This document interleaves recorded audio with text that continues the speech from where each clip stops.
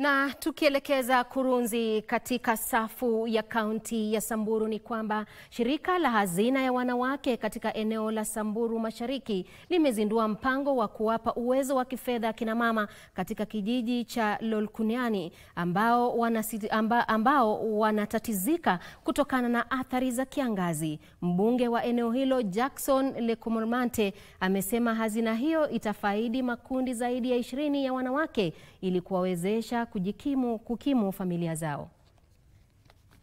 Tulikuwa tunafanya kazi mingi lakini wamekuja kutuinua na kutushika mkono. Group ya CBO yetu ilikuwa inatengeneza hii gabions na wamekuja kutusaidia tutengeneze hiyo gabions kwa sababu wakati mvua inanyesha tunakuwa na mmonyonyoko ya udongo.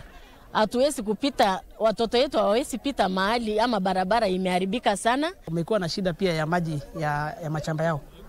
Tuseme hawana storage tanks. Na leo basi wakati wamepata hiyo pesa angalau wanaweza kupata storage tanks na pia wanaweza kupata piping system. Mmonyoko wa ardhi pia imekuwa kero kubwa sana kwa sababu inaweza kuwa inakuja kupeleka manyumba yao wakati ya mvua, lakini sasa unaona wakipata hiyo pesa kidogo wanaanza kufanya hayo mradi.